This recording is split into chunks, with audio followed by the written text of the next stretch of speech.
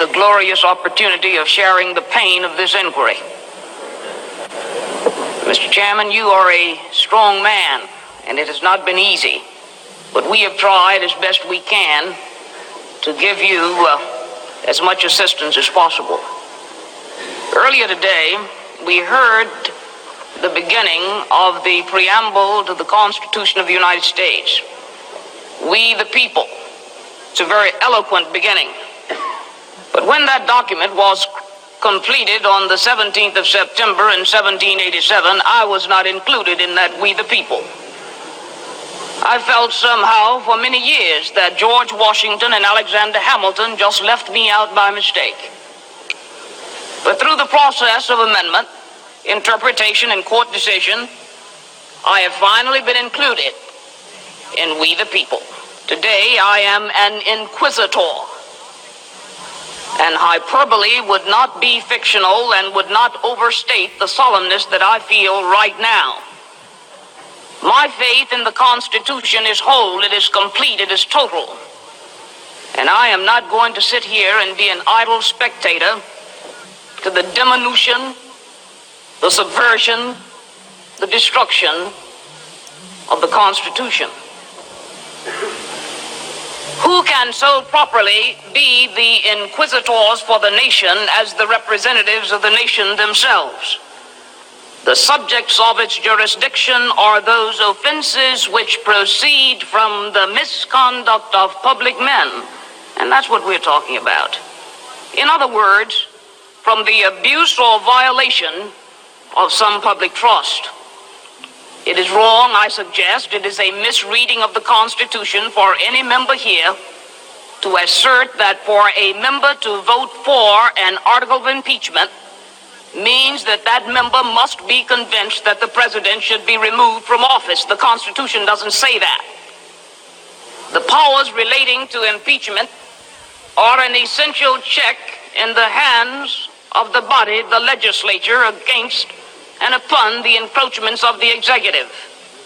The division between the two branches of the legislature, the House and the Senate, assigning to the one the right to accuse and to the other the right to judge. The framers of this Constitution were very astute.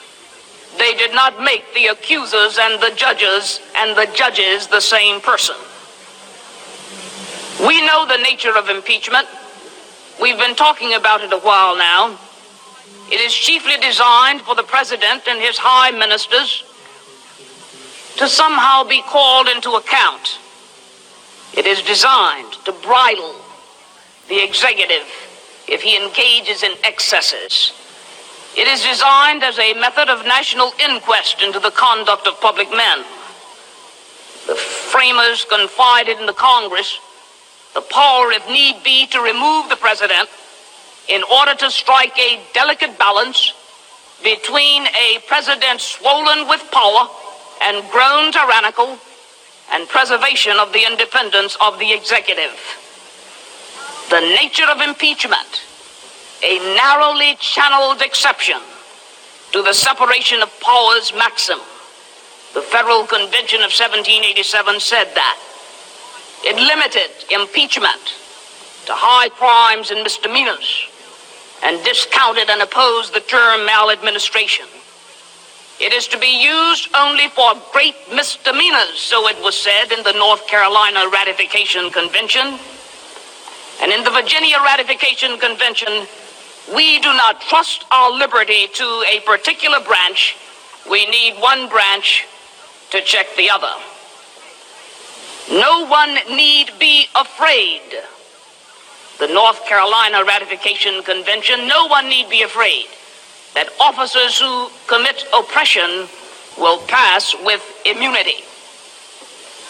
Prosecutions of impeachments will seldom fail to agitate the passions of the whole community, said Hamilton in the Federalist Papers number 65. We divide into parties, more or less friendly or inimical to the accused. I do not mean political parties in that sense. The drawing of political lines goes to the motivation behind impeachment. But impeachment must proceed within the confines of the constitutional term, high crime, and misdemeanors. Of the impeachment process, it was Woodrow Wilson who said that nothing short of the grossest offenses against the plain law of the land will suffice to give them speed and effectiveness. Indignation so great as to overgrow party interest may secure a conviction, but nothing else can.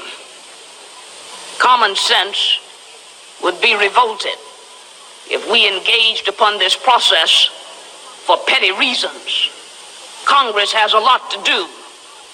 Appropriations, tax reform, health insurance, campaign finance reform, housing, environmental protection, energy sufficiency, mass transportation. Pettiness cannot be allowed to stand in the face of such overwhelming problems. So today we're not being petty. We're trying to be big because the task we have before us is a big one. Greg, if I was a Democrat, I would have played that